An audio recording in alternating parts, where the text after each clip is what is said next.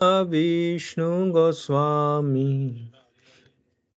एते नामिने नमो ॐ विष्णुपादाय कृष्णापष्ठाय भूतले श्रीमते भक्ति वेदांत स्वामी नित्य नामिने नमस्ते सरस्वती देवे गौरवाणी प्रचारिणे निर्विशेष शून्यवादी पाश्चात्यदेशतारिणे जय श्री कृष्ण चैतन्य प्रभु नित्यानंद श्री अद्वैत गदाधर शिवसदि गौ भक्ता वृंदा हरे कृष्ण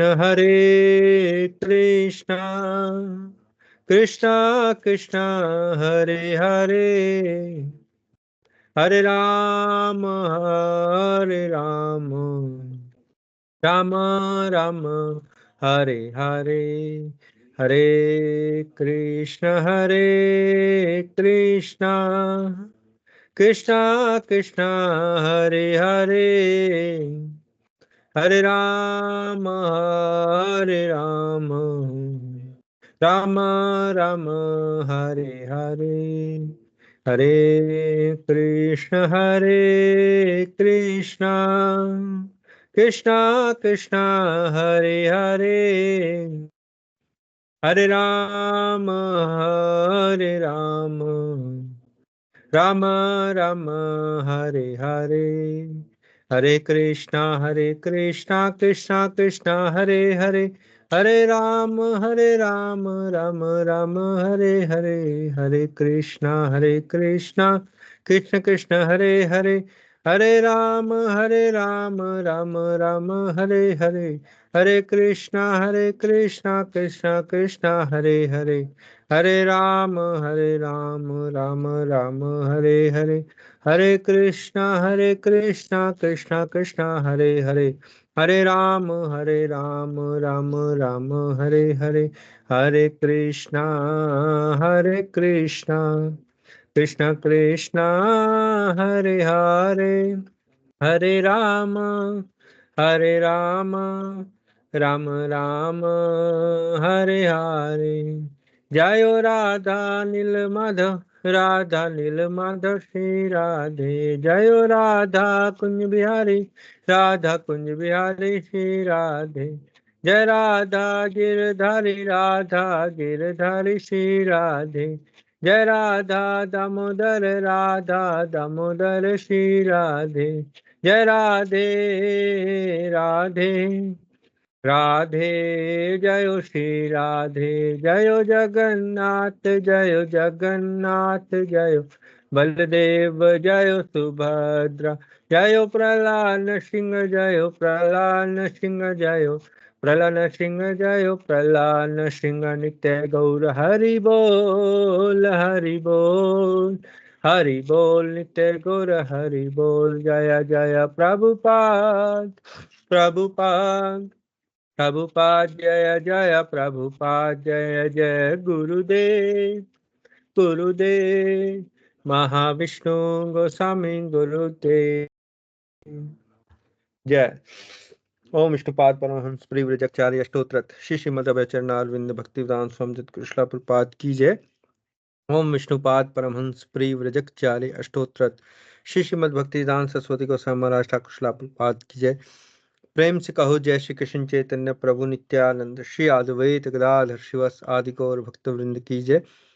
षड गोस्वामी की जय। गुरु शिष्य परंपरा की जय। इस्कॉन फाउंडर आचार्य से भक्तिवेदांत स्वामी सद्गुरु श्रीला प्रपाद की जय। शिला गुरुदेव महाश्री गोसाई महाराज की जय। नामाचार्य शिला हरिदास ठाकुर की जय। नित्य गौर प्रेमानंदे हरि हरि बोल। हरे कृष्ण।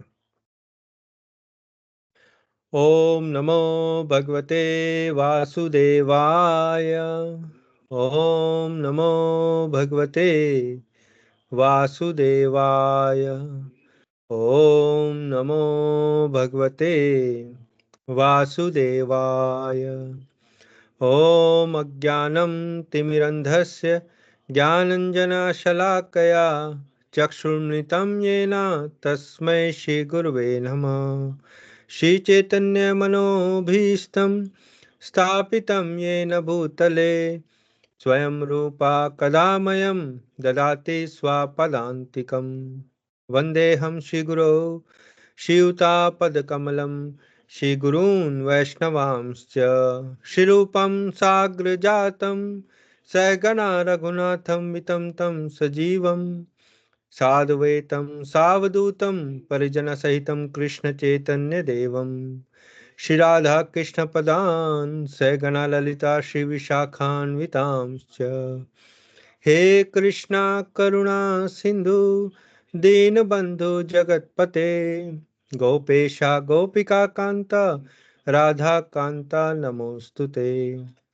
तप्त कांचन गौरांगी राधे वृंदावनेश्वरे वृषभानुसुते देवी प्रणमामि प्रिये। वाञ्छकल्पतरुभ्यश्च कृपा सिन्धुभ्येव च पतितानां पावनेभ्यो वैष्णवेभ्यो नमो नमः। नमो ॐ विष्णुपादाय कृष्णापष्टाय भूतले श्रीमते महाविष्णु गोस्वामिनिति नामिने।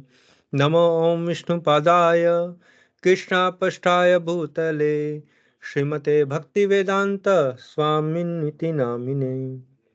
नमस्ते सारस्वती देवे गौरवाणी प्रचारिणे निर्विशेषा शून्यवादी पाश्चात्य देश तारणे। जय श्री कृष्ण चैतन्य प्रभु नित्यानंद श्री अद्वैता गदाधर श्रीवासादि गौर भक्त वृंद। हरे कृष्ण कृष्ण कृष्ण हरे हरे हरे राम राम राम हरे हरे। हरे कृष्ण कृष्ण कृष्ण हरे हरे हरे राम राम राम हरे हरे। हरे कृष्ण कृष्ण कृष्ण हरे हरे हरे राम राम राम हरे हरे।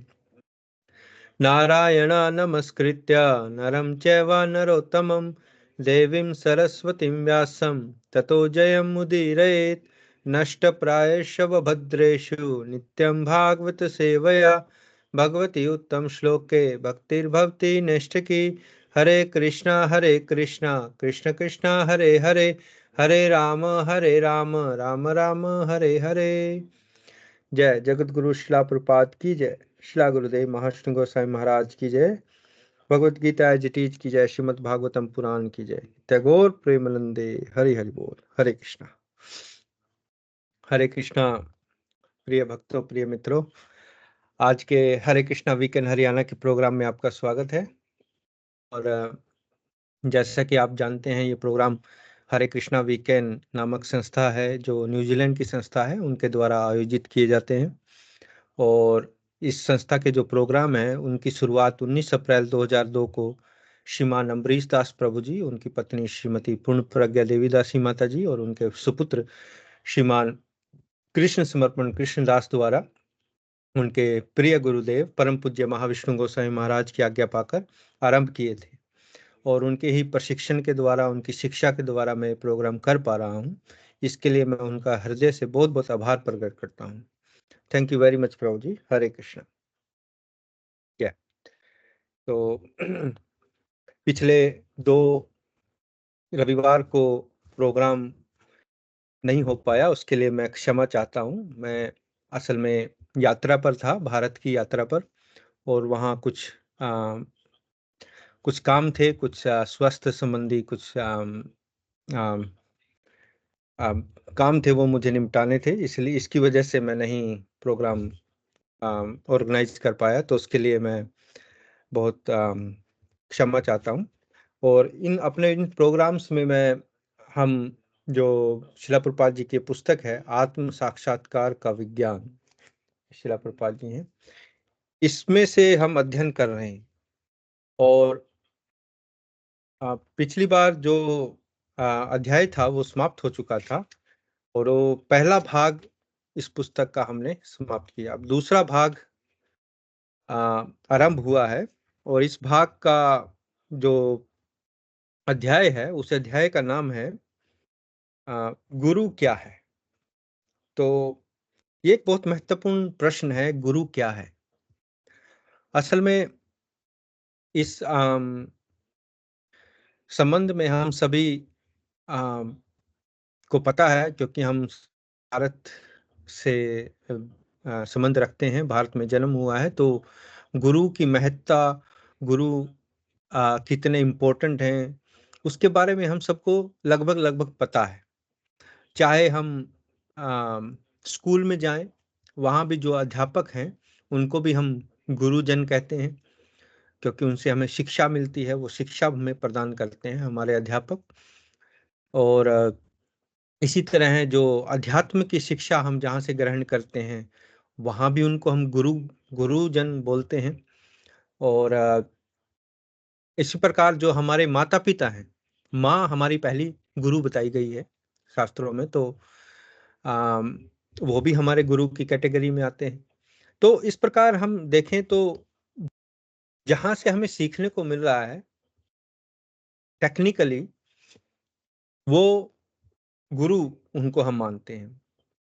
तो इस संबंध में हम थोड़ा चर्चा करेंगे कि गुरु क्या है। जैसे इस अध्याय का शीर्षक है गुरु क्या है, तो शिला प्रभुपाद जी बताएंगे, चर्चा करेंगे कि असली गुरु कौन है। देखिए, जहाँ से हमें शिक्षा मिलती है उनको गुरु कहते हैं हम, वो जैसे मैंने अभी आपको बताया, तो उनको हम शिक्षा गुरु भी कहा जाता है ना। आपने नाम सुना होगा, ये मेरे शिक्षा गुरु हैं, या आपने नाम सुना होगा ये मेरे दीक्षा गुरु हैं, जहाँ से हम को इनिशिएशन लेते हैं, जहाँ से हम आम, हमको हम परंपरा से, जो गुरु शिष्य परंपरा है उससे जुड़ते हैं। लेकिन शिक्षा के जरिए भी हम परंपरा से जुड़ सकते हैं। तो असल में असली गुरु तो भगवान स्वयं है, भगवान श्री कृष्ण। कैसे? वो हम सबके हृदय में विराजमान है। भगवान स्वयं कहते हैं भगवत गीता में कि वो हर एक प्राणी के हृदय में विराजमान है। तो हृदय में जब परमात्मा रूप में भगवान विद्यमान है, तो वो हमारी सभी इच्छाएं जानते हैं, हमारी सभी जो हमारी करने की इच्छा होती है उस सब को वो पूर्ण करते हैं। तो अगर वो हमारे सबसे पहले गुरु हैं, उनको हम चैत्य गुरु भी कहा जाता है, चैत्य गुरु। तो वो हमें गाइड करते हैं और हमारी सभी इच्छाओं को पूर्ण करते हैं। तो इस प्रकार गुरु की कई कैटेगरीज हैं, जो आगे हम इस अध्याय में पढ़ेंगे भी, शिला प्रभुपाद जी बताएंगे भी क्या है। तो चलिए इसको आरंभ करते हैं और पढ़ते हैं शिला प्रभुपाद जी इसके बारे में क्या कहते हैं। तो सबसे पहले एक इसका थोड़ा सा हेडिंग है, गुरु क्या है। समस्त शास्त्रों में गुरु को भगवान के समान स्वीकार किया गया है, परंतु गुरु कदापि यह नहीं कहते कि मैं भगवान हूँ। शिष्यों का कर्तव्य है गुरु का ठीक उसी प्रकार सम्मान करना जैसे सम्मान भगवान का होता है, परंतु गुरु कभी नहीं सोचते कि मेरे शिष्यगण मुझे वही सम्मान दें जैसा भगवान को अर्पण किया जाता है, अतएव मैं भगवान बन गया हूँ। जैसे ही वह सोचता है, वह भगवान के स्थान पर कुत्ता बन जाता है। गोड होता है ना, गोड का उल्टा करें तो डॉग बन जाता है। तो अगर शिष्यों का तो ये कर्तव्य है कि वो भगवान गुरु को सम्मान दे भगवान जैसा, है ना। जैसे हम स्कूल में भी जाते थे तो हम अपने अध्यापकों के पांव छूते थे, है ना, उनका सम्मान करते थे। तो ऐसे ही जो गुरुजन हैं हमारे, जहाँ से हमें दीक्षा मिलती है या अध्यात्म की शिक्षा मिलती है, वहाँ भी हम गुरु का सम्मान ऐसे करते हैं जैसे भगवान हो। लेकिन जो एक गुरु है उसको ये मन में नहीं आना चाहिए कि मैं भगवान बन गया हूँ।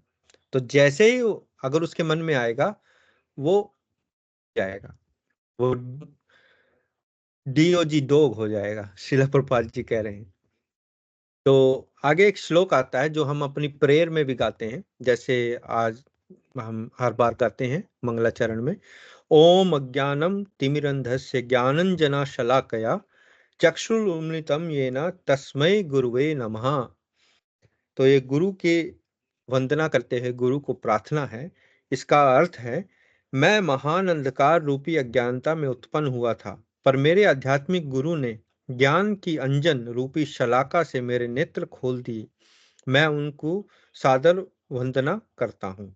मैं उनकी सादर वंदना करता हूँ।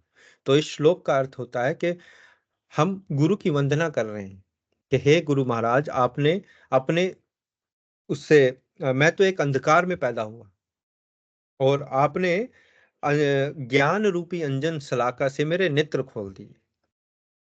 अंजन मतलब ज्ञान रूपी टॉर्च से जो प्रकाश होता है आध्यात्मिक, उससे मेरे नेत्र खोल दिए। तो मैं आपको सादर वंदना करता हूँ। तो अज्ञान शब्द का अर्थ है मूर्खता अथवा अंधकार। यदि इस कमरे में विद्युत प्रकाश तत्काल लुप्त हो जाए तो हम यह नहीं कह सकेंगे कि हम अथवा अन्य दूसरे लोग कहाँ बैठे हुए हैं। प्रत्येक वस्तु भ्रमित हो जाएगी।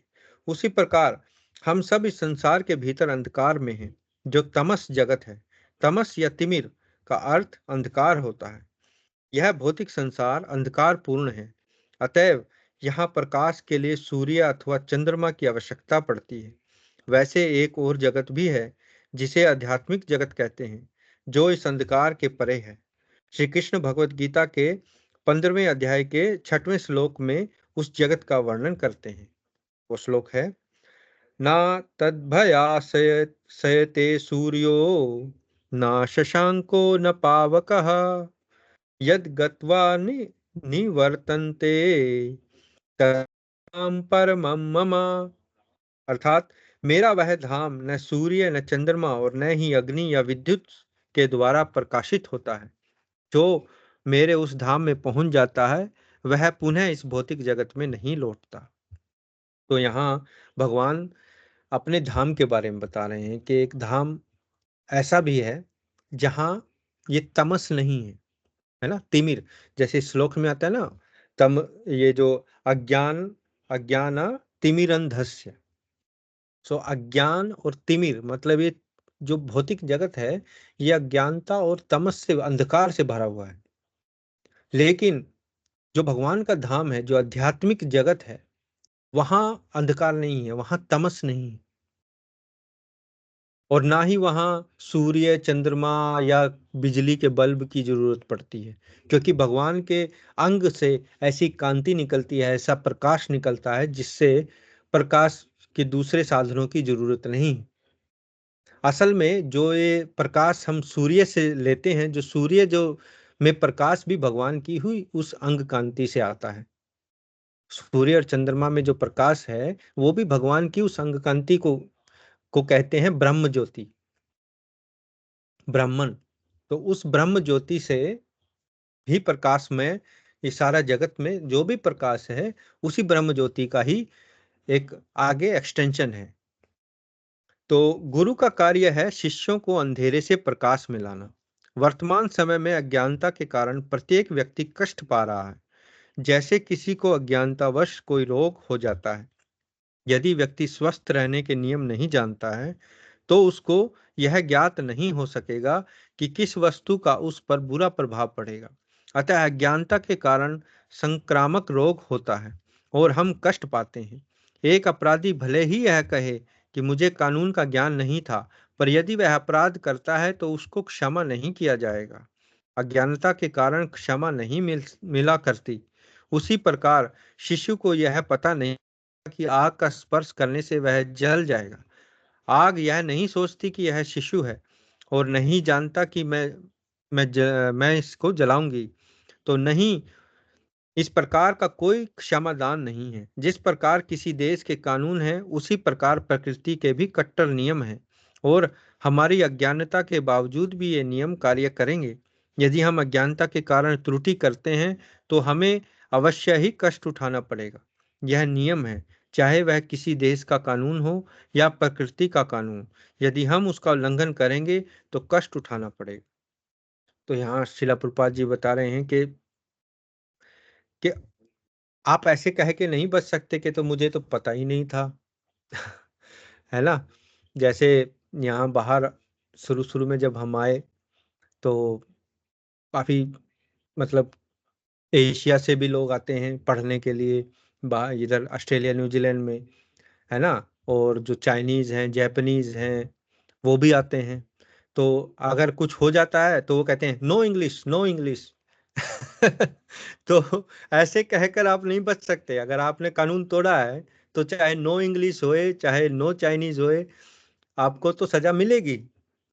अब आप अगर कोई स्पीडिंग करेंगे या अल्कोहल या नशे में गाड़ी चलाएंगे तो आपको तो पुलिस पकड़ेगी ही, चाहे नो इंग्लिश हो या नो चाइनीज हो, कुछ भी हो, है ना? तो ऐसे नहीं कह सकते कि मुझे यहाँ के कानून का पता नहीं था। नहीं, ऐसा नहीं होता है। जब भी आप कहीं किसी स्थान पर जाते हैं तो वहाँ के कानून, वहाँ के तौर तरीके आपको पता करने ही होते हैं। तभी आप वहाँ सर्वाइव कर पाएंगे, तभी आप वहाँ रह पाएंगे। तो इसी प्रकार इस जगत में, इस भौतिक जगत में जो प्रकृति के बहुत सख्त नियम हैं। अभी कोई ये थोड़ी कहेगा कि हाँ जी, मैं तो बूढ़ा होना ही नहीं चाहता, मैं कभी हर टाइम मैं जवान रहना चाहता हूँ। ऐसा हो ही नहीं सकता, क्योंकि प्रकृति के बड़े सख्त नियम। आपको बूढ़ा होना ही पड़ेगा, आपको बीमारी लगेगी ही लगेगी। हाँ, अपनी अज्ञानता के वश हम ऐसा समझने कि जी हाँ, मुझे कोई बीमारी नहीं लग सकती, मैं बूढ़ा नहीं होऊँगा, मैं कभी मरूँगा नहीं, तो वो तो हमारी अज्ञानता है। जैसे शिला प्रभुपाद जी ने आग का उदाहरण दिया। अगर बच्चा सोचे कि ये आग मुझे नहीं जलाएगी और वो आग में हाथ डाले, तो जलेगा ही जलेगा। आग ये थोड़ी सोचेगी कि ये बच्चा है या बूढ़ा है, इसको पता नहीं है क्या क्या है। नहीं, आग का धर्म है जलाना। तो उसने उसको, उसका काम तो जलाना है। चाहे कोई बच्चा है, बूढ़ा है, जवान है, अज्ञान है, अंधा है, कैसा ही है। तो इस प्रकार अगर हम देखें तो शिला प्रभुपाद जी यहाँ उदाहरण, अच्छे-अच्छे उदाहरण दे रहे हैं कि अज्ञानता, जो तमस है, जो अज्ञानता है, ये ही हमारे कष्टों का कारण है। जब तक हम अज्ञानता में रहेंगे और अपने आप को कोशिश नहीं करेंगे कि हम किसी गुरु की शरण में जाएँ, जहाँ से हमें ज्ञान प्राप्त हो, तो तब तक हम कष्ट भोगते रहेंगे। अब वो अलग बात है कि लोग ये नहीं जाना, उनको पता ही नहीं कि वो कष्ट भोग रहे हैं। तो आगे क्या कहते हैं शिला प्रभुपाद? गुरु का कार्य है कि इस भौतिक संसार में किसी भी मनुष्य को कष्ट न उठाना पड़े। कोई यह दावा नहीं कर सकता कि वह कष्ट नहीं पा रहा। ऐसा संभव नहीं है। इस भौतिक संसार में 3 प्रकार के कष्ट हैं। कौन से? आध्यात्मिक, आदि भौतिक और आदि दैविक। इसके बारे में हमने पहले भी चर्चा की थी। 3 प्रकार के, इसको कहते हैं थ्री फोल्ड मिजरीज, त्रिताप। त्रिताप भी इसको बोला जाता है। त्रिताप, ताप का मतलब जैसे ताप होता है ना, अग्नि जलाना। तो ऐसे 3 तरह के कष्ट हैं, आदि भौतिक, आदि दैविक और आध्यात्मिक। आध्यात्मिक तो भौतिक शरीर और मन से, दूसरे जीवों से और प्रकृति की शक्ति के कारण ये कष्ट मिला करते हैं। तो आदि भौतिक है, भौतिक जीवों से। आदि दैविक है, दिव्य शक्तियों से, जैसे अकाल है, कहीं भूकंप है ना, बाढ़ है, कुछ भी है, ज्यादा बारिश है, ज्यादा गर्मी है। और ऐसे, और अपने मन से, वो आध्यात्मिक। तो इस प्रकार के 3 कष्ट भोगने ही पड़ते हैं इस संसार में। हमें मानसिक उलझनों से कष्ट प्राप्त हो अथवा दूसरे जीव पीड़ा दें, जैसे चींटी है, मच्छर है या मक्खियां हैं आदि, अथवा हमको किन्हीं दैवी शक्तियों के कारण कष्ट मिले, कभी वर्षा नहीं होती तो कभी बाढ़ आ जाती है, तो कभी भीषण गर्मी है और या भीषण सर्दी है। प्रकृति के द्वारा अनेक प्रकार के कष्ट थोपे जाते हैं। इस प्रकार संसार में 3 प्रकार के कष्ट होते हैं और प्रत्येक जीव इनसे किसी एक अथवा 2 अथवा तीनों के कारण दुख पा रहा है। कोई यह नहीं कह सकता कि वह पूर्ण रूप से इन कष्टों से मुक्त है। तो यहाँ अगर कोई कहे ना कि मुझे तो कोई कष्ट नहीं है, मैं तो बड़ी आराम से मेरी जिंदगी चल रही है, मुझे क्या कष्ट है, तो वो उसकी अज्ञानता है। कभी भी हम इन 3 कष्टों से मुक्त नहीं हो पाएंगे। ये होंगे ही होंगे। जैसे ही हमने इस भौतिक जगत में जन्म लिया, ये 3 कष्ट हमें इनका सामना करना ही पड़ेगा। तो अगर कोई अज्ञानतावश कहे तो वो उसकी अज्ञानता है, वो उसकी इग्नोरेंस है। तब हम जिज्ञासा कर सकते हैं कि जीव कष्ट क्यों उठा रहा है। उत्तर है अज्ञानता के कारण। वह यह नहीं सोचता कि मैं त्रुटि कर रहा हूं और मैं पाप में जीवन व्यतीत कर रहा हूं, इसलिए मुझे कष्ट हो रहा है। अतः गुरु का प्रथम कार्य है शिष्य को इस अज्ञानता से छुटकारा दिलाना। हम अपने बालकों को कष्टों से बचाने के लिए पाठशाला भेजते हैं। यदि बच्चों को शिक्षा नहीं दी गई तो हमें भय रहता है कि भविष्य में हमारे बच्चों को कष्ट उठाएगा। गुरु जानते हैं कि कष्टों का कारण अज्ञानता है, जिसकी तुलना अंधकार से की जाती है। अंधेरे में हमारी रक्षा किस प्रकार की जा सकती है? प्रकाश द्वारा। गुरु ज्ञान की शलाका यानी मशाल लेकर अंधकार में फंसे जीवों को मार्ग दिखाते हैं। यह ज्ञान अंधकार रूपी अज्ञानता के कष्टों से उनकी मुक्ति प्राप्त करता है। तो सबसे ज्यादा जो एक मतलब कई प्रकार के दान होते हैं ना, जैसे कोई धन का दान देता है, कोई श्रम का दान देता है, कोई सेवा का दान देता है ना। तो इस प्रकार के बहुत सारे दान होते हैं, लेकिन सबसे बड़ा दान किसको बताया गया है? ज्ञान को। जो ज्ञान का दान देता है, गुरु जो होता है। क्यों? क्योंकि गुरु को, एक अंग्रेजी में कहावत है, वो तो खैर भौतिक है, कि don't give a man fish, teach him how to catch a fish. मतलब ये तो क्योंकि लोग यहाँ मांस खाते हैं, तो अंग्रेजी में कहा कि मछली नहीं दो किसी को, उसको मछली पकड़ना सिखाओ। कहने का मतलब है कि अगर हम किसी की सहायता करते हैं किसी पैसे से, कोई भूखा है चलो खाना खिला दिया, कुछ उसको आम, कोई और सहायता कर दी, वो ठीक है, अच्छा कार्य है, पुण्य कार्य है, पुण्य मिलेगा। लेकिन अगर उसको हम आत्मनिर्भर कर दें, उसकी आंखें खोल दें भी तुम्हें कष्ट हो क्यों रहा है, इसका कारण क्या है, तुम इतने कष्ट में हो क्यों, अगर उस चीज का ज्ञान उसे मिल जाए तो वो सबसे बड़ा दान है। क्यों? क्योंकि वो फिर उसका सॉल्यूशन ढूंढेगा, उसका समाधान ढूंढेगा, है ना। वो परमानेंट समाधान होगा, टेम्परेरी नहीं। टेम्परेरी तो आपने चलो एक टाइम उसको खिला दिया, दूसरे टाइम का कौन खिलाएगा, तीसरे टाइम का कौन खिलाएगा? अगर आप उसको कहीं इस लायक बनाओ कि वो मेहनत करके नौकरी करे, तब उसके खाने की समस्या हल हो जाएगी। आप सारी उम्र थोड़ी उसको बिठा के खिलाओगे। अगर ऐसे ही होता तो इस संसार में कब से गरीबी है, और कब से लोग दान करते हैं, पुण्य करते हैं धन का, तो अब तक सारी गरीबी मिटी क्यों नहीं? सोचने वाली बात है। अफ्रीका में इतने बेचारे गरीब हैं, वहां भूखे मरते हैं, वहां पता नहीं, मैं तो बचपन से यूनिसेफ, कहीं यूएनओ, पता कौन कौन सी वहां चैरिटी होती है, वहां भर भर के खाना और वो भेजते हैं, तो अभी तक वहां की गरीबी मिटी क्यों नहीं इतने सालों से? तो इसका मतलब है कि असली जो दान है, जो असली जो जिसको कहते हैं चैरिटी, वो ज्ञान की है, नॉलेज की है, एजुकेशन की है। कोई पूछे क्या गुरु बनना परम आवश्यक है? गुरु बनाना परम आवश्यक है। वेदों से हमें सूचना प्राप्त होती है कि ऐसा करना आवश्यक है। मुंडक उपनिषद में कहा गया है, तद तद विज्ञानार्थ सह सह गुरुमेव विगच्छेत समित पाणी श्रोत्रियम श्रोत्रियम ब्रह्मनिष्ठम।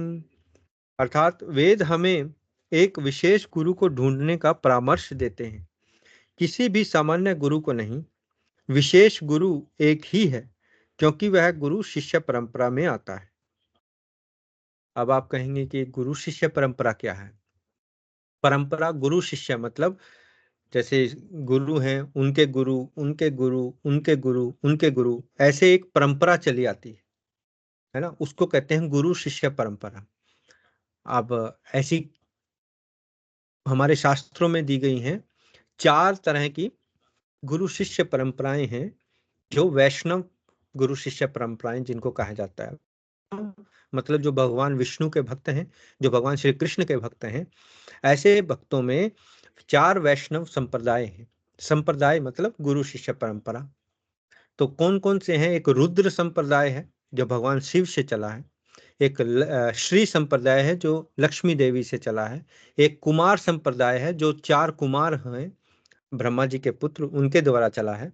और एक ब्रह्म संप्रदाय है जो ब्रह्मा जी से चला है। तो हाँ, शिला प्रभुपाद जी जो हैं, जिस संप्रदाय से वो आते हैं, वो ब्रह्म मध्वा गौड़ीय वैष्णव संप्रदाय है। मतलब वो ब्रह्मा जी के संप्रदाय से हैं। गौड़ीय मतलब बंगाल देश को गौड़ीय बोला जाता है। तो और मध्वाचार्य जो हैं, इस संप्रदाय के प्रमुख हैं, आचार्य हुए हैं मध्वाचार्य। तो इस प्रकार ये एक गुरु शिष्य परंपरा है, और ऑथेंटिक मतलब प्रमाणिक गुरु शिष्य परंपरा है। तो इस प्रकार 4 परंपराएं हैं। तो उनमें से एक ये है गौड़ीय, ब्रह्म मध्वा गौड़ीय वैष्णव संप्रदाय।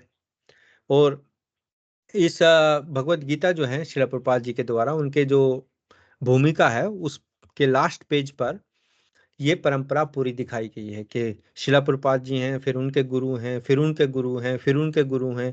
ऐसे गुरु शिष्य परंपरा फिर व्यास देव जी पे जाती हैं, फिर नारद जी हैं, फिर ब्रह्मा जी हैं, और फिर भगवान श्री कृष्ण हैं। तो असल में आती भगवान श्री कृष्ण से हैं चारों संप्रदाय। लेकिन उसको हम ट्रेस कर सकते हैं, उसको हम पीछे देख सकते हैं कि ये संप्रदाय भगवान से चला है, भगवान तक जाता है। तो उसको कहते हैं परंपरा, गुरु शिष्य परंपरा। 5000 वर्ष पूर्व व्यासदेव और भगवान श्री कृष्ण ने जो शिक्षा दी, वही शिक्षा आज भी दी जा रही है। पहले की शिक्षा में और आज की शिक्षा में कुछ भी अंतर नहीं है। अर्थात जो 5000 साल पहले भगवान श्री कृष्ण ने भगवत गीता का उपदेश दिया, क्या उस भगवत गीता के जो श्लोक हैं वो बदल गए? नहीं, अब भी श्लोक हैं। पहले 5000 वर्ष पूर्व भी वही श्लोक हैं। और ये ज्ञान जो है, भगवान श्री कृष्ण कहते हैं उन्होंने लाखों करोड़ों साल पहले सूर्य देव को दिया था, तभी वही ज्ञान था। तो ज्ञान में कोई अंतर नहीं है, ज्ञान वही है, ज्ञान नहीं बदलता है। यद्यपि सैकड़ों आचार्य आए और चले गए, पर संदेश एक ही है। वास्तविक गुरु दो नहीं हो सकते, क्योंकि वास्तविक गुरु अपने पूर्व के आचार्यों से भिन्न कुछ नहीं कहता। मतलब जो ज्ञान चला आ रहा है उसी को आगे जो गुरु है, असली गुरु है, वो उसी उसी को आगे बताएगा ना, अपने आप से उसमें कुछ जोड़ेगा नहीं। जहां अपने में से कुछ जोड़ दिया तो वो समझो कंटेमिनेटेड हो गया। कंटेमिनेटेड मतलब दूषित हो जाता है, और जो दूषित चीज है वो तो फिर कारगर नहीं होगी। तो कुछ अध्यात्म के शिक्षक कहते हैं, मेरे विचार से तुम्हें यह करना चाहिए या वह करना चाहिए, पर वे गुरु नहीं हैं। ऐसे तथाकथित गुरु केवल धूर्त हैं। वास्तविक और गुरु का सदैव एक ही मत है, और वह श्री कृष्ण, व्यासदेव, नारद जी, अर्जुन, श्री चैतन्य महाप्रभु और गोस्वामियों से अलग नहीं है। 5000 वर्ष पहले भगवान श्री कृष्ण ने भगवत गीता कही और व्यासदेव जी ने इसे लिखा। श्रील व्यासदेव ने यह नहीं कहा कि यह मेरा मत है, वरन उन्होंने लिखा, श्री भगवान उवाच, अर्थात भगवान ने कहा। जो भी व्यासदेव ने लिखा वह पहले स्वयं भगवान के द्वारा कहा गया था। शील व्यासदेव ने अपने स्वयं के विचारों को नहीं लिखा। जब व्यासदेव जी लिख रहे थे या भगवत गीता को लिपिबद्ध कर रहे थे, तो उसमें उसमें उन्होंने ये नहीं कहा कि मेरे अकॉर्डिंग ऐसे है या मेरे मत से ऐसे है। नहीं, उन्होंने एज इट इज वही लिखा जो भगवान ने बोला। उन्होंने अपना कुछ उसमें मिक्स नहीं किया। असली गुरु की यही पहचान है कि वो अपना कुछ उसमें मिक्स नहीं करते हैं।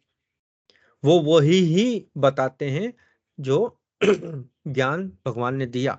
उसमें से अगर कुछ मिश्रण कर दिया तो वो ज्ञान दूषित हो जाता है, वो मिश्रित हो जाता है, वो असली ज्ञान नहीं होता। तो फलस्वरूप श्री व्यास देव गुरु हैं। वे श्री कृष्ण के शब्दों के अर्थ का अनर्थ नहीं करते, परंतु भगवान के शब्दों को यथारूप हम तक पहुंचाते हैं। यदि हम किसी को एक तार भेजें तो उसे पहुंचाने वाले व्यक्ति को न तार सुधारना पड़ता है, और न ही शब्दों को संपादन, और न ही तार के कुछ शब्द जोड़ने की आवश्यकता होती है। तार मतलब पहले मोबाइल तो होते नहीं थे, व्हाट्सएप भी नहीं था, तो टेलीग्राम होता था, मतलब वो तार उसको बोलते थे, तार। उसमें कुछ शब्द होते थे, बस वो ही अगर किसी को जल्दी पहुंचाना है कोई संदेश, तो वो तार के जरिए पहुंचाते थे, क्योंकि चिट्ठी तो काफी दिन लेती थी। तो यहाँ शिला प्रभुपाद जी तार का उदाहरण देते हैं, क्योंकि उस टाइम मोबाइल नहीं थे। आजकल तो आप यहाँ बैठे हैं, मैं व्हाट्सएप पे एकदम मैसेज करता हूँ, और विश्व के किसी भी कोने में विद इन सेकेंड वो मैसेज चला जाता है। तो वह व्यक्ति तार केवल पहुंचा भर देता है, गुरु का यही कार्य है। तो यहाँ उदाहरण जो है तार का व्हाट्सएप का, हम इसको उदाहरण लेते हैं व्हाट्सएप। तो व्हाट्सएप क्या करता है, जैसे ही मैं मैसेज लिखूंगा वैसा ही मैसेज आपको जाएगा। व्हाट्सएप उसको बीच में बदल नहीं देगा। मैंने लिखा कि आज को प्रोग्राम इस समय होगा, व्हाट्सएप उसको बीच में ये थोड़ी कर देगा कि आज का प्रोग्राम कल होगा, ऐसे नहीं करेगा। तो एज इट इज, जैसा मैसेज मैंने भेजा वैसा मैसेज आपको आएगा। तो ये उदाहरण श्रील प्रभुपाद जी तार के बारे में देते हैं, कि गुरु का भी यही मकसद होना चाहिए, गुरु का भी यही कार्य होता है, कि वो जो मैसेज है, भेजने वाला कौन है, भगवान श्री कृष्ण, और प्राप्त करना किसको है, हम सबको, है ना।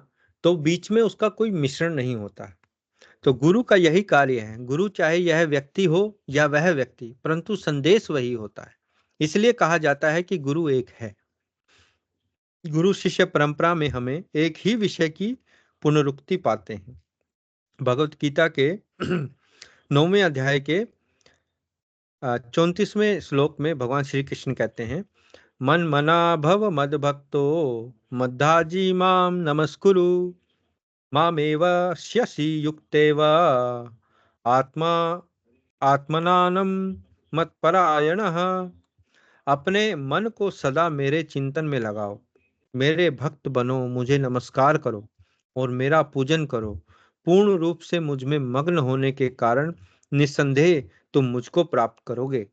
तो ये भगवान अर्जुन को बता रहे हैं कि आप मन से मेरे को सदा चिंतन करो, नमस्कार करो, पूजन करो भगवान का।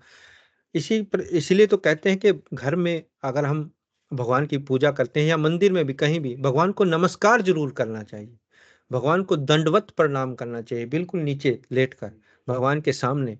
जितनी बार भी हम भगवान को नमस्कार करेंगे, भगवान को प्रणाम करेंगे, अपने गुरुजनों को प्रणाम करेंगे, उतना ही हमें हमारे आध्यात्मिक भक्ति के अंदर, आध्यात्मिक यात्रा के अंदर हम अग्रसर होंगे, उनकी हमें कृपा मिलेगी।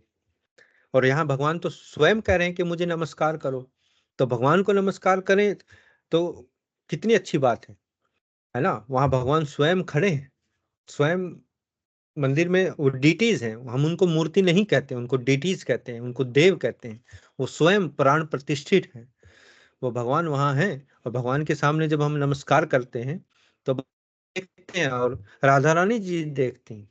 तो राधा रानी जी तो इतनी कृपालु हैं, राधा रानी जी कहती हैं कि ये देखिए भगवान, ये कितना अच्छा भक्त है, आपको नमस्कार कर रहा है, आप इसका उद्धार कीजिए।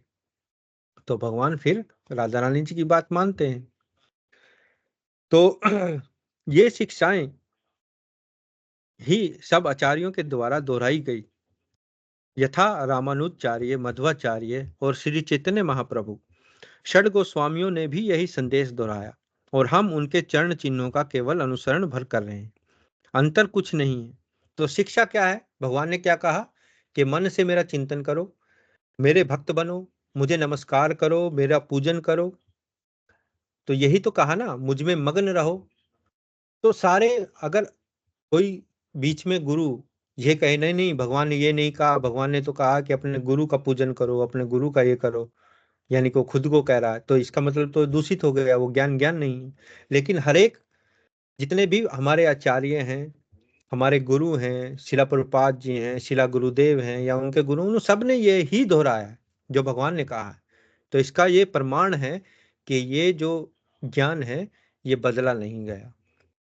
मेरे मत में कुरुक्षेत्र की युद्ध भूमि का अर्थ मनुष्य के शरीर है, यह कहकर हम श्री कृष्ण के शब्दों का अर्थ नहीं लगाया करते। इस प्रकार के अर्थ धूर्त लगाया करते हैं। अर्थात मतलब कई लोग कहते हैं कि ओहो, ये कोई असली युद्ध थोड़ी हुआ था कुरुक्षेत्र में। कुरुक्षेत्र का अर्थ तो ये है कि हमारा शरीर है। हमारे शरीर को कुरुक्षेत्र कहा गया है। हमारी इंद्रियां 5 घोड़े हैं। हमारी मन उसका सारथी भगवान है। और आत्मा उसके बीच में बैठी है। तो ऐसे ऐसे लोग मतलब अलग अलग अपने आइडिया लगाते हैं और अपनी अलग अलग विचार रखते हैं। पता नहीं कितने लोगों ने अपनी कितनी भगवत गीता के बारे में अपनी अपनी अर्थ बताए हुए हैं। तो वो सब गलत है। वो सब नहीं करना है, जिससे लोग भ्रमित होते हैं और भटकते हैं। और ऐसा करना सबसे बड़ा पाप है। संसार में अनेकानेक नीच व दुर्जन गुरु हैं, जो अपने स्वयं के विचार प्रकट करते हैं, किंतु हम किसी भी धूर्त को चुनौती दे सकते हैं। एक नीच प्रवृत्ति वाला गुरु भले ही कहे कि मैं भगवान हूँ या हम सब भगवान हैं, क्षण भर के लिए मान लीजिए कि यह सही भी है, परंतु हमें यह ज्ञात तो करना चाहिए कि भगवान शब्द का अर्थ क्या होता है। प्राय एक शब्द कोश में हमें ज्ञात होगा कि भगवान शब्द का अर्थ है परम व्यक्ति। तो हम ऐसे गुरु से पूछ सकते हैं, क्या आप परम व्यक्ति हैं? यदि वह इस प्रश्न को नहीं समझ सके, तो हमको उसे परम का अर्थ समझाना चाहिए। किसी भी शब्दकोश में हो जाएगा कि परम का अर्थ है सर्वोच्च सत्ता। अर्थात इसके पश्चात हमें पूछना चाहिए कि क्या आप सर्वोच्च सत्ताधारी हैं? इस प्रकार का नीच गुरु यद्यपि स्वयं को भगवान के रूप में घोषित कर रहा है, परंतु इन प्रश्नों का उसके पास कोई उत्तर नहीं। भगवान परम पुरुष हैं। उनकी सत्ता सर्वोच्च है। न कोई भगवान के समान है और न ही कोई उनसे अधिक। परंतु ऐसे बहुत से गुरु भगवान हैं और धूर्त हैं, जो परम होने का दावा करते हैं। ये नीच हमें माया के अंधेरे से मुक्ति पाने में कोई सहायता नहीं कर सकते। वे आध्यात्मिक ज्ञान के प्रकाश की मशाल के द्वारा हमारे अंधकार को दूर नहीं कर सकते। तो यहाँ शिला प्रभुपाद जी बता रहे हैं कि ऐसे बहुत सारे गुरु हमें मिलेंगे जो कहेंगे कि जी मैं भगवान या आप सब भगवान हैं। और उनके शिष्य उनको भगवान के रूप में भी संबोधित करेंगे। लेकिन ऐसे लोग धोखा देने वाले हैं, धूर्त हैं। शिला प्रभुपाद जी कह रहे हैं कि ऐसे लोग हमें अंधकार से दूर नहीं ला सकते, वो उल्टा हमें अंधकार में डालेंगे। तो हमें ऐसे नकली गुरुओं से बचकर रहना है। एक प्रमाणिक केवल वही शिक्षा प्रस्तुत करेंगे जिसे कि परम गुरु अर्थात भगवान ने प्रमाणिक में कहा है। गुरु गुरु शिष्य परंपरा के संदेश को बदल नहीं सकते। हमें यह अवश्य समझना है कि परम सत्य को हम खोज या अनुसंधान द्वारा प्राप्त नहीं कर सकते। श्री चैतन्य महाप्रभु ने स्वयं यह कहा है, मेरे गुरु महाराज, मेरे आध्यात्मिक गुरु ने मुझे महामूर्ख माना। वह व्यक्ति जो गुरु के सामने महामूर्ख बन जाता है, वह स्वयं गुरु है। किंतु यदि कोई कहे कि मैं इतना ऊंचा उठ गया हूं कि मैं अपने गुरु से भी श्रेष्ठ बोल सकता हूं, तो वह केवल एक धूर्त व्यक्ति है। तो यहाँ श्रील प्रभुपाद जी चैतन्य महाप्रभु का उदाहरण ले रहे हैं। चैतन्य महाप्रभु स्वयं भगवान श्री कृष्ण के अवतार हैं। तो चैतन्य महाप्रभु को जब पूछा लोगों ने, जो मायावादी हैं, कि आप ऐसे क्या हरे कृष्णा गाते रहते हैं, एक सन्यासी को तो आ, वेदांत सूत्र पढ़ना चाहिए, वेदों का पाठ करना चाहिए, और आप तो ये ऐसे नाचते गाते फिरते हैं। तो उन्होंने कहा कि मेरे गुरु जो हैं, मेरे गुरु ने देखा कि मैं पढ़ने में इतने ठीक नहीं हूँ, तो उन्होंने मुझे बहुत महामूर्ख कहा और उन्होंने कहा कि तुम भगवान का नाम जपो, और इसलिए मैं भगवान का नाम जपता हूँ। तो हमें यहाँ समझना चाहिए कि भगवान स्वयं, चैतन्य महाप्रभु तो भगवान है, क्या वो महामूर्ख हो सकते हैं? नहीं हो सकते ना। तो उन्होंने सिर्फ ये समझाने के लिए कि हमें अपने गुरु के सामने ये नहीं दिखाना चाहिए कि जी मैं बड़ा एजुकेटेड हूँ, मैं बड़ा बोलने में बहुत बढ़िया हूँ, और मैंने ये कर दिया, मैंने वो कर दिया। नहीं, अपने गुरु के सामने हमेशा हमें झुक कर रहना चाहिए। हमेशा अपने गुरु का इस प्रकार से आदर होगा करना चाहिए जैसे भगवान का होता है ना। अपने गुरु के सामने हमें ऐसे नहीं दिखाना चाहिए कि हमें बहुत कुछ आता है। तो ऐसा व्यक्ति जो अपने गुरु के सामने महामूर्ख बनकर रहता है, गुरु की कृपा उस पर सबसे ज्यादा होती है। तो भगवत गीता के चौथे अध्याय के दूसरे श्लोक में भगवान श्री कृष्ण कहते हैं, एवं परंपरा प्राप्तिम राजर्षयो विदुः सा कालेन इह महता योगो नष्टः परंतप।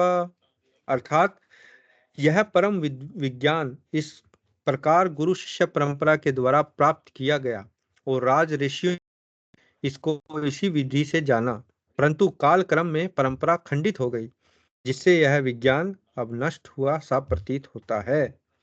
तो इस श्लोक में भगवान कह रहे हैं कि जो ये भगवत गीता का जो आध्यात्मिक ज्ञान है वो गुरु शिष्य परंपरा से ही चलता है, लेकिन हे अर्जुन, ये जो परंपरा है वो बीच में टूट गई है। अब मैं दोबारा तुम्हें यह ज्ञान दे रहा हूं। ये 5000 वर्ष पूर्व भगवान अर्जुन को कह रहे हैं। तो इसका मतलब ये जो आध्यात्मिक ज्ञान है ये हमेशा गुरु शिष्य परंपरा से ही प्राप्त होता है, गुरु की शरण में जाकर ही प्राप्त होता है। आगे श्रील प्रभुपाद जी कह रहे हैं, मैं एक पैरा और पढ़ लेता हूं, फिर हम इसके बारे में चर्चा करेंगे कि गुरु बनाना कोई फैशन नहीं है। जो आध्यात्मिक जीवन के विषय को समझने में गंभीर है, उसे गुरु की आवश्यकता होती है। गुरु एक आवश्यकता है, क्योंकि मनुष्य को आध्यात्मिक जीवन, भगवान, उचित कार्य तथा भगवान के साथ अपने संबंध को समझने में बहुत ही गंभीर होना चाहिए। जब हम इन विषयों को समझने के प्रति अत्यंत गंभीर होते हैं, तब हमें गुरु की आवश्यकता है। हमें गुरु के पास केवल इसलिए नहीं आना चाहिए क्योंकि गुरु बनाना समय के एक लोकाचार के अनुरूप है। शरणागत होना आवश्यक है, क्योंकि बिना शरण में आए हम कुछ भी नहीं सीख सकते। यदि हम गुरु के समीप केवल उनको चुनौती देने के लिए आते हैं तो कुछ नहीं सीखेंगे। हमें गुरु को उसी प्रकार स्वीकार करना चाहिए जिस प्रकार अर्जुन ने अपने गुरु स्वयं भगवान श्री कृष्ण को स्वीकार किया। तो यहाँ श्रील प्रभुपाद जी बता रहे हैं कि गुरु बनाना कोई फैशन नहीं है ना। कोई कहे कि हाँ जी मैंने तो देखो जी, ओ इतना बड़ा फलाना जिसका नाम है वो गुरु बना लिया, तो ये कोई फैशन की बात नहीं। गुरु एक आवश्यकता है। श्रील प्रभुपाद जी कह रहे हैं ये एक आवश्यकता है। आवश्यकता इसकी हमें जरूरत है। क्यों? क्योंकि बिना समर्पण के, बिना किसी गुरु की शरण में जाए हम आध्यात्मिक ज्ञान नहीं प्राप्त कर सकते। हम स्वयं इतने सक्षम नहीं है कि हम आध्यात्मिक ज्ञान को प्राप्त करें, है ना। तो इसलिए हमें गुरु की आवश्यकता है। तो अभी हम यहीं रुकेंगे, क्योंकि ये अध्याय काफी बड़ा है और बहुत महत्वपूर्ण भी है, क्योंकि इस अध्याय का नाम है गुरु क्या है ना, और गुरु कौन है, और गुरु तत्व के बारे में हमें जानना बहुत आवश्यक है। क्योंकि आजकल इसको बहुत ही क्या कहते हैं, लोगों ने इसका शोषण किया है, लोगों की भावनाओं का शोषण किया है, लोगों को गुमराह किया है, उनको सही रास्ते की बजाय अपने आ, स्वार्थ के लिए लोगों का की भावनाओं का यूज किया है। किसकी आड़ में? गुरु की आड़ में। तो इसलिए हमें ये बहुत ही बारीकी से सोचना चाहिए कि गुरु का असली अर्थ क्या है और किसकी शरण में हमको जाना चाहिए, असली गुरु कौन है ना।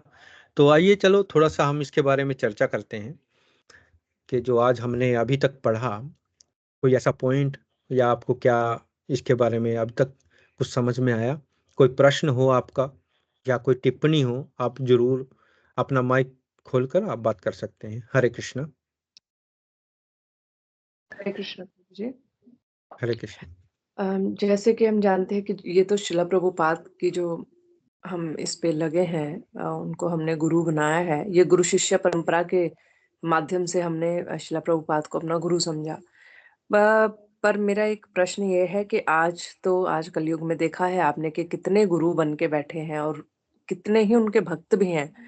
और लोग ऐसे गुरुओं के पीछे ज़्यादा मतलब जाना पसंद करते हैं जो जहाँ उनको दिखे कि हमें जो हमारी मटेरियल अचीवमेंट्स हैं वो पूरी होंगी।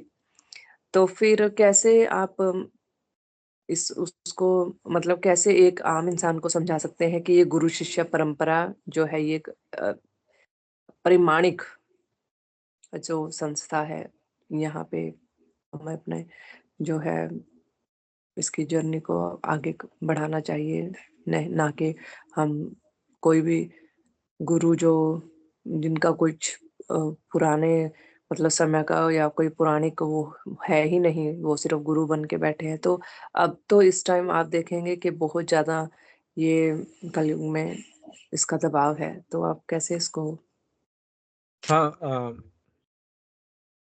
आपका प्रश्न ठीक है, क्योंकि आज के टाइम में क्या है कि लोग दुखी हैं, बहुत ज़्यादा दुखी हैं, अपने शरीर से दुखी हैं, अपने कई प्रकार के उनको दुखों, परिवार से दुख है, किसी को औलाद से दुख है ना? किसी को शरीर से दुख है, किसी को अ, गरीबी से दुख है, कुछ भी लगा लो, मतलब कितने ही ज़्यादातर लोग आज के टाइम में दुखी हैं ज़्यादा। पर दुख तो देखो है इस संसार में शुरू से है, क्योंकि भगवान भगवत गीता में कहते हैं कि ये संसार क्या है, दुखाल्यम अशाश्वतम, मतलब ये अशाश्वत है, परमानेंट नहीं है यहाँ कोई भी चीज, और ये दुखाल्यम है, दुखों का घर है। लेकिन फिर भी आज के टाइम में लोग ज्यादा इसलिए हमें दुखी प्रतीत होते हैं, क्योंकि एक तो आध्यात्मिकता से बहुत दूर चले गए हैं, और भौतिक सुविधाएं इतनी बढ़ गई हैं, इतनी मटेरियल कंफर्ट्स हैं कि हम, मतलब शरीर बिल्कुल भी सहन शक्ति बहुत कम हो गई, जो टॉलरेंस है आज के टाइम में वो बहुत कम हो गई है। तो इसके बारे में लोग क्या चाहते हैं कि थोड़ा सा भी अगर उनके जीवन में दुख आता है तो वो उसको शॉर्टकट में खत्म करना चाहते हैं, शॉर्टकट में एकदम उसको दुख को समाप्त करना चाहते हैं, तो उनको चाहिए शॉर्टकट। तो ऐसे शॉर्टकट ढूंढने वाले लोग, उनको कौन मिलता है? चीटर्स। शिला प्रभुपाद जी कहते हैं कि अगर आपको धोखा खाना है तो इस संसार में बहुत सारे ऐसे लोग हैं, धूर्त हैं, जो आपको धोखा देने के लिए तैयार बैठे हैं। है ना? तो अगर हमें शॉर्टकट चाहिए तो लोग हमें चीट करेंगे ही। तो कहीं भी हम, किसी ने कह दिया कि फलाने वहाँ एक जगह है, वहाँ चले जाओ, वहाँ आपके दुख का निवारण हो जाएगा, या एक दूसरी जगह है वहाँ आपके दुख का निवारण हो जाएगा, या यहाँ इसके पास चले जाओ ये बहुत पहुंचा हुआ है, या ये फलाना है, ये ढमकाना, तो हम वहीं भाग कर चले जाते हैं। और जबकि भगवान ने क्या कहा है भगवत गीता में?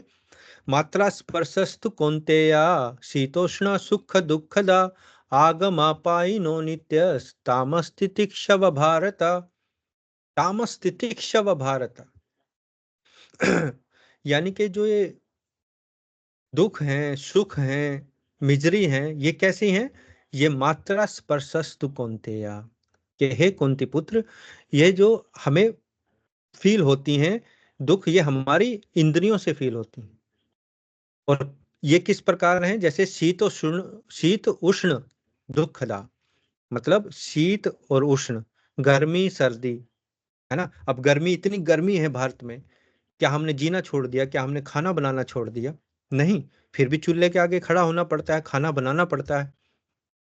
इतनी सर्दी हो जाती है, तो फिर क्या हम जीना छोड़ देते हैं, खाना छोड़ देते हैं? नहीं, सहन करते हैं ना। तो भगवान कहते हैं इस श्लोक में कि हमें सहन करना है ना? तो सहन करने की जो शक्ति है वो हमारे अंदर डेवलप बिल्कुल जीरो हो गई है आपके टाइम। हम बिल्कुल सहन नहीं करना चाहते, और आगे आगे जो नई जनरेशन है वो बिल्कुल सहन करना उनके बस की बात नहीं है। इसीलिए तो लोग सुसाइड करते हैं। बच्चों में आजकल के नए नौजवान इतने सुसाइड क्यों कर रहे हैं, आत्महत्या क्यों कर रहे हैं? क्योंकि उनके अंदर सहन शक्ति नहीं है। थोड़ा सा भी किसी ने कुछ कह दिया, या कोई इच्छा पूरी नहीं हुई, तो वो एकदम आत्महत्या कर लेते हैं, या डिप्रेशन में चले जाते हैं। तो इसलिए लोग एक तो शॉर्टकट ढूंढते हैं, इसलिए वो इन जो फर्जी गुरु बन बैठे हैं उनके चक्करों में पड़ जाते हैं। लेकिन दूसरा क्वेश्चन, दूसरा भाग है आपके क्वेश्चन का, तो असली गुरु शिष्य परंपरा को कैसे जाने, है ना। तो जैसे मैंने बताया कि 4 प्रमाणिक संप्रदाय हैं, वैष्णव संप्रदाय। और वैसे भी जब हम आ, कुछ अपनी तरफ से हमें कुछ एफर्ट करने पड़ते हैं, है ना। सपोज करो मुझे सोना के गहने खरीदने हैं, और मैं किसी दुकान पर जाऊं, बड़ी दुकान है, कोई तनिष्क के नाम से है या कोई किसी और चीज के नाम से, वहां जाता हूं तो मुझे पता है कि यहाँ असली सोना मिलेगा, है ना। या मैं किसी लोकल सुनार के पास चला जाऊं जिसको मैं जानता भी नहीं किसी गांव में, वो मुझे खोटा सोना दे देगा। मेरे पास तो कोई ऐसी नहीं है रगड़ के मैं देख लूं कि ये असली है या नकली है, या तो उस पर स्टैंप लगी हो, है ना। तो प्रमाणिकता क्या है, वो स्टैंप है। तो 4 प्रकार के जो संप्रदाय हैं वो स्टैंप हैं, वो प्रमाणिक हैं, है ना। और रही बात कंटेमिनेशन की, उसमें कितना खोट है कितना असल है, वो जब हम भगवत गीता पढ़ते हैं, शिला प्रपात की बुक्स पढ़, तो बुक्स पढ़ना बहुत जरूरी है। जब तक हम शिला प्रपात जी की किताबें नहीं पढ़ेंगे, तब तक हमें पता ही नहीं चलेगा कि हम असली मतलब धोखा खा रहे हैं या नहीं खा रहे हैं। तो सबसे पहले तो प्रमाणिकता देखनी है। दूसरा है कि हमें खुद किताबें पढ़नी है, थोड़ा खुद भी हमें जोहरी बनना पड़ेगा। जोहरी होता है ना जो आ, हीरो का प्रमाणिकता बताता है, ऐसे हमें भी जोहरी बनना पड़ेगा। इसके अलावा कोई और चारा नहीं है, आपको धोखा मिलेगा ही मिलेगा अगर आपको अज्ञानता है। और आप तो शिला प्रभुपाद जी ने इतना मतलब इतना आसान है कि शिला प्रभुपाद जी की किताबें हर जगह उपलब्ध हैं, कहीं से भी आप ले सकते हो। आप उनको पढ़ोगे तो आपको थोड़ा सा पता लग जाएगा कि किस दिशा में आपको जाना है ना। बाकी हमारा भी प्रयास है, हम ये जो प्रोग्राम करते हैं वो इसी ही दिशा में एक प्रयास है, ताकि थोड़ा जागृति बढ़े, लोगों को पता लगे कि असली संप्रदाय असली रास्ता क्या है ना। आपके प्रश्न का उत्तर मिला या इसमें कुछ और स्पष्टता चाहिए आपको? नहीं, हरे कृष्ण प्रभु जी, आपने बहुत हरे अच्छे से हरे कृष्ण, धन्यवाद। किसी और का कोई और प्रश्न है या कोई टिप्पणी है? हरे कृष्ण।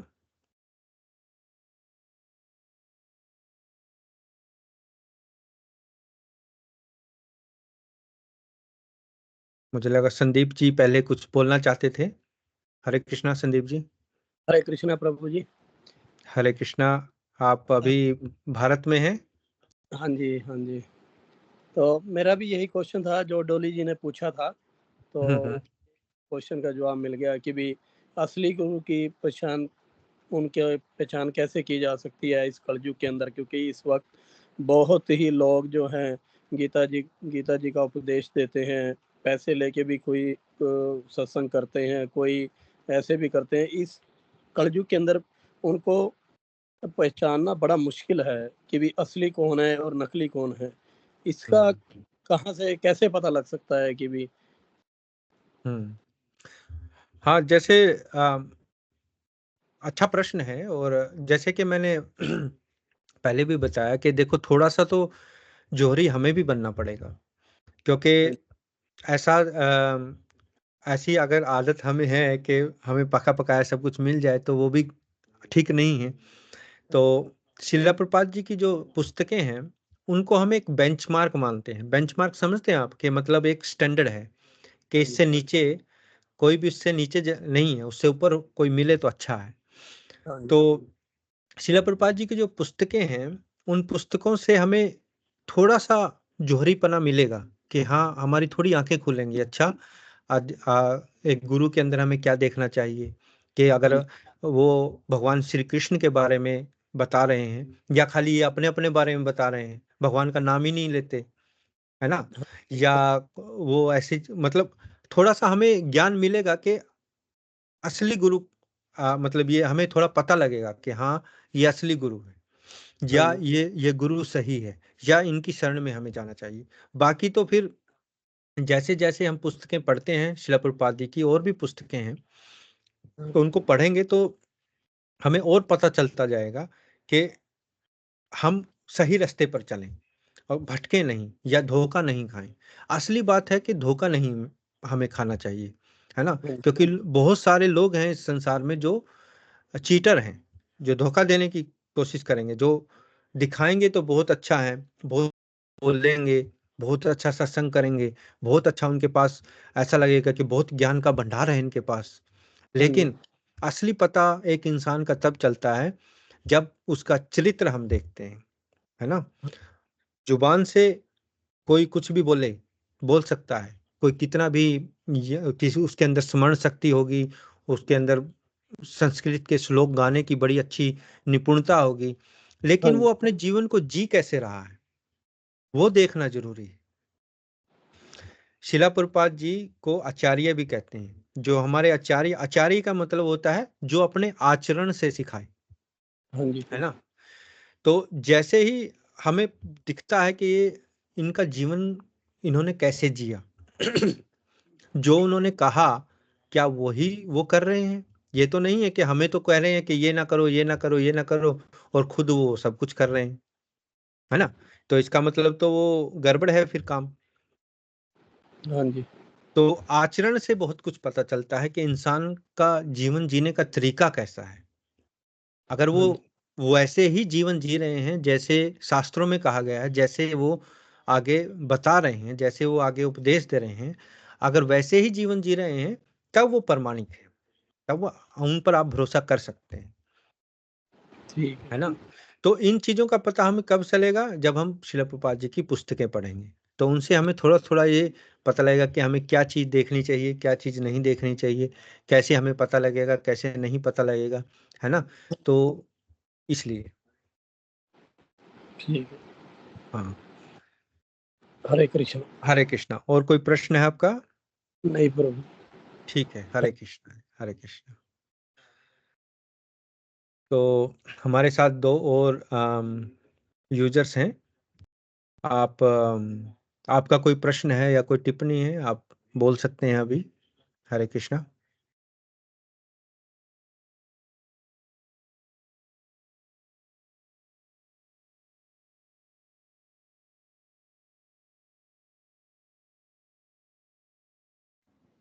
हरे कृष्णा प्रभु जी। हरे कृष्णा, हरे कृष्णा यशपाल जी। हाँ जी प्रभु जी, बहुत बढ़िया सत्संग आपने आज सुनाया कि कैसे हम असली और नकली के पहचान में, क्योंकि आज के समय में हमारी भौतिक इच्छाएं तो ऐसी हो गई हैं जैसे एटम बम होता है, मैं भी मरूंगा तुम्हें भी मारूंगा। भौतिक इच्छाएं आजकल इतनी चरम सीमा पर पहुंच गई हैं कि आजकल जैसे मान लीजिए कि कोई रास्ते नहीं मिल रहे हैं प्रसिद्ध होने के, फेमस होने के लिए, तो चलो भाई मैं ये लोगों को झूठा बहला फुसला के अपने पीछे लगा लेता हूँ, इनसे अपने मनगढ़ंत काम भी करवाता हूँ, अपने कॉन्टैक्ट भी बनाता हूँ। तो इस क्षेत्र में आगे, जैसा कि आपने थोड़ी समय पहले कहा कि वो लोगों का यूज करते हैं, हम्म तो ऐसे ही बहुत उदासीनता लोगों में आई भी है कि हमने इतना आस लगाई थी और हमारे साथ ऐसा हुआ, तो उससे बहुत नेगेटिविटी भी फैलती है। तो वहां तक आदमी पहुंच नहीं पाता कि हाँ प्रमाणिकता तक। आज तो लोगों ने मतलब बहुत डिमोटिवेट इतने हद तक हो जाते हैं कि ऐसा हो भी सकता है, उनकी कल्पना से बाहर हम्म हम्म कि प्रमाणिक गुरु मिल भी सकते हैं, वो सोच में आ ही नहीं रहा। हम्म ऐसा हो रहा है प्रभु जी।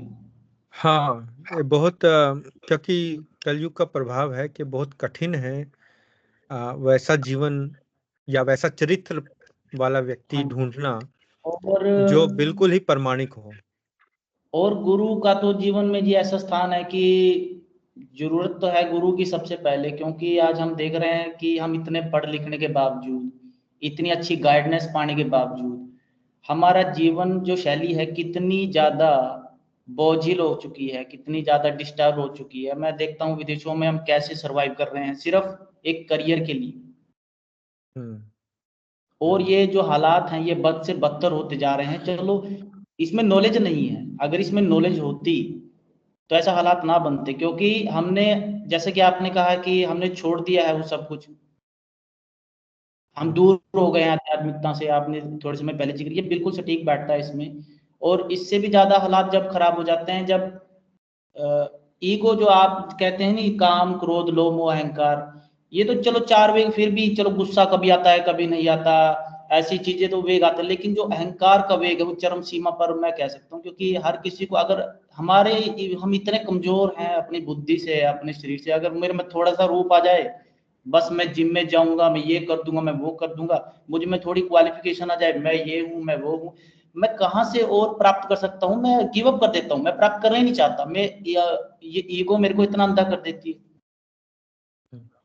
देखिए, नेगेटिविटी तो है, लेकिन नेगेटिविटी पे अगर हम ध्यान देंगे ज़्यादा तो फिर हम पॉजिटिविटी की तरफ बिल्कुल ही नहीं जा पाएंगे, जी क्योंकि मैं ये कलयुग कह रहा है। हूँ कि क्योंकि कलयुग है तो कलयुग में तो ये सारी चीजें हैं, है ना। ये सभी मानते हैं, सभी हाँ जी, गुरुजन भी बताते हैं। हाँ जी, लेकिन पॉजिटिविटी क्या है इस कलयुग के अंदर? वो भगवान की भक्ति है, भगवान की सेवा है, गौ सेवा है ना, हाँ भक्तों की जी, सेवा है, बिल्कुल भगवान 100%। का जैसे भगवान का जैसे कीर्तन है।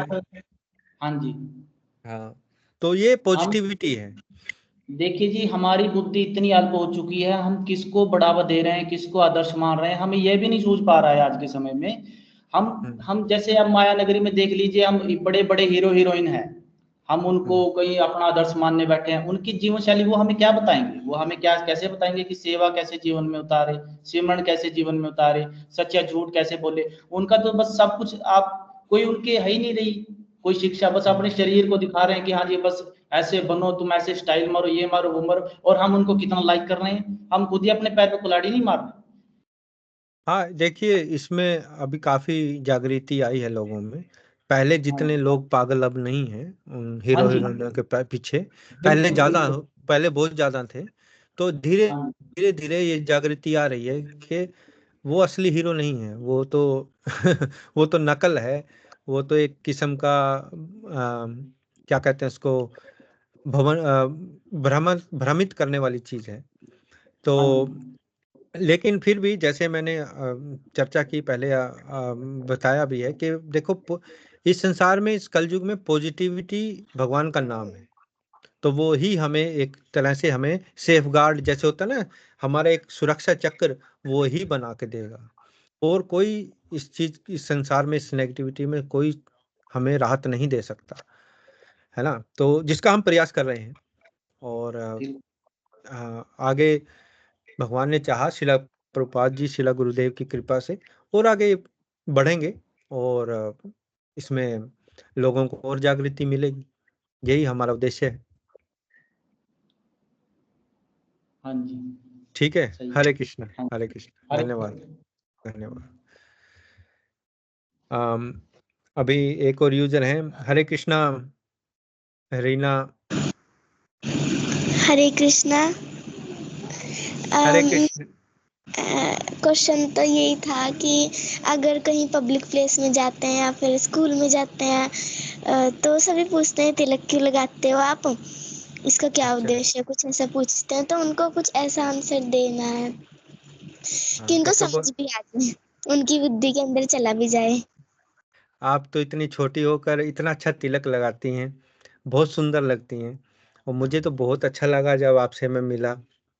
और आपने और इतना अच्छे से आप फॉलो करती हैं, आप तो एक रोल मॉडल बन सकती हैं बच्चों के लिए। और इसमें बिल्कुल भी शर्म की बात नहीं है। तिलक लगाना ये भगवान के चरण है ना। और नीचे जी नीचे तुलसी महारानी है। नहीं है। तो बच्चे पूछते हैं, और अगर आप कहें, वो कहेंगे आप तिलक क्यों लगाती हैं, उनको कहना कि मैं भगवान से प्रेम करती हूँ। जैसे आप अपने माँ बाप से प्रेम करते हो ना, मम्मी डैडी से प्रेम करते हैं सभी। तो एक एक एक अच्छा सा आंसर ये है कि उनको हम कह सकते हैं कि मैं भगवान से प्रेम करती हूँ, दैट्स इट। और जिससे हम प्रेम करते हैं, जिससे हम प्यार करते हैं, तो उसकी जो निशानियां हैं, उसकी जो बातें हैं, वो हमें अच्छी लगती हैं, है ना। जैसे हम अपने माँ बाप को प्रेम करते हैं, माँ बाप से प्यार करते हैं, तो उनकी उनकी हर बात मानते हैं कि नहीं।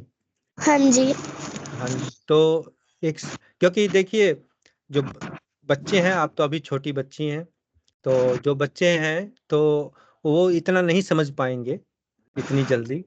कि हम तिलक का क्या महत्व है क्या नहीं, तो आप सिंपल सा एक जवाब दीजिए कि ये मैं भगवान से प्रेम करती हूँ, मेरे भगवान की प्रेम की निशानी है ना। मैं अपने जी। लड्डू गोपाल से प्रेम करती हूँ और इसलिए मैं तिलक लगाती हूँ, है ना। हरे कृष्णा। बहुत अच्छा। आप अपना वीडियो भी ऑन कीजिए ताकि दूसरे बच्चे भी आपको देखेंगे तो आपका तिलक भी देखेंगे। बहुत अच्छा तिलक लगाती हैं आप। हरे कृष्णा। आप करिए वीडियो ऑन अपना। हाँ ये देखो, बहुत अच्छा। और आगे आगे फिर हम जो भगवत गीता है, भगवत गीता के श्लोक भी पढ़ेंगे और फिर आप उसको ज्वाइन कीजिए, याद कीजिए, जिससे आपकी बुद्धि बहुत तेज होगी और भगवान के प्रति और आपको प्रेम बढ़ेगा। बहुत अच्छा, बहुत बढ़िया। ठीक है। अच्छा अभी एक प्रेयर है गुरु महाराज की जो बच्चे गाते हैं, आप उसको ध्यान से सुनिएगा और मैं आपको एक फोटो भी भेजूंगा जो आप आ, पढ़ सकती हैं और थोड़े धीरे धीरे आपको याद भी हो जाएगी। ठीक है। हरे कृष्णा। ठीक है माधव, हरे कृष्णा बोलो। Hare Krishna. Are you ready? Yeah. Okay start. Maharaj, Maharaj, please hear us. Maharaj, Maharaj, please hear us. We have learned some real good stuff. We have learned some real good stuff. Maharaj, we have learned one thing. Maharaj, we have learnt one thing.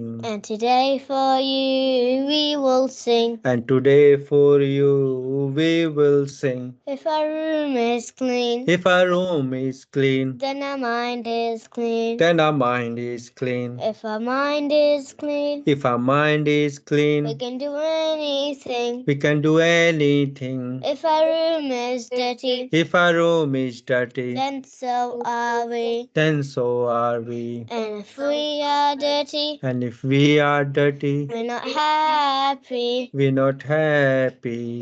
Wasting time Wasting time is the greatest crime. is the greatest crime. Because wasted mind Because wasted time means a wasted mind. means a wasted mind. The best is your time So best use your time when you're in your prime. when you're in your prime. And your whole life And your whole life will be sublime. will be sublime. If your wealth is gone, If your wealth is then gone, there is nothing wrong. then there is nothing wrong. But if your health is gone, But if your health is gone, that's a different song. that's a different song. If your character dies, If your character dies, then the world will cry. then the world will cry. Only saintly behavior Only saintly behavior lets humanity thrive. lets humanity thrive. Hare Krishna, Hare Krishna, Krishna Krishna, Hare Hare, Hare Rama, Hare Rama, Rama Rama, Hare Hare. Hare Krishna, Krishna Krishna, Hare Hare, Hare Rama,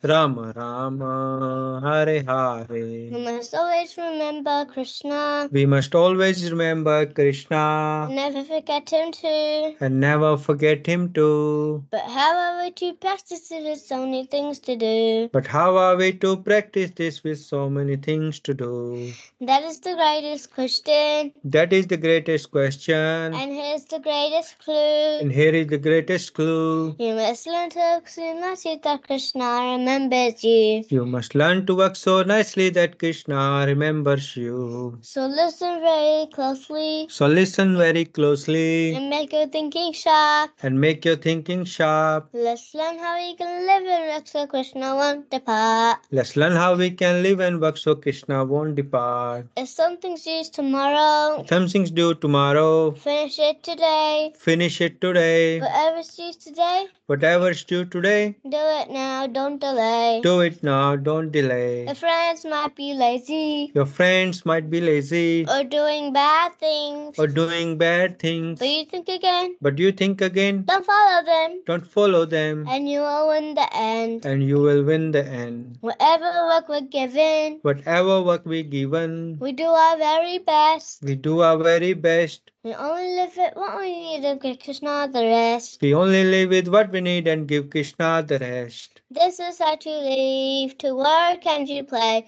You learn to lift the sail, see Krishna every day. This is how to live, to work and to play. You learn to live this way, see Krishna every day. And when our time is up, he'll take us up above. We'll sing and dance to him with a heart full of love. And when our time is up, he'll take us up above.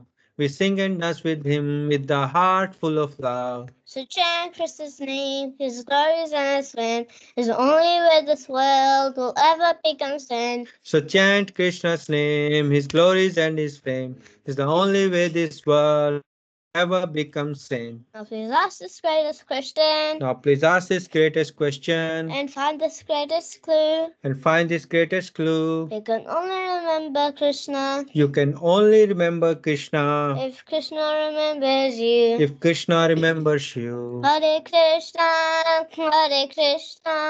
Krishna Krishna, Hare Hare, Hare Rama, Rama Rama, Hare Hare. Hare Krishna, Krishna Krishna, Hare Hare, Hare Rama, Rama Rama, Hare Hare. जय his holiness Mahavishnu Goswami महाराज की जय। जगत गुरु शिला प्रभुपाद की जय। श्री अनंत कोटि वैष्णव वृंद की जय। जय। गौर प्रेमानंदे हरि हरि बोल। नमो शुभदाय कृष्ण प्रस्ताय बोलते श्रीमते महाविष्णु गोस्वामी की नमो ओम विष्णु पदाय कृष्ण प्रस्ताय भूतले श्रीमते भक्तिवेदांत स्वामी नीति नामी नमस्ते सारस्वती देव गौरवाणी प्रचारणे निर्विशेष शून्यवादी पाश्चात्य देशता। जय श्रीला प्रभुपाद की जय। श्रीला गुरुदेव की जय।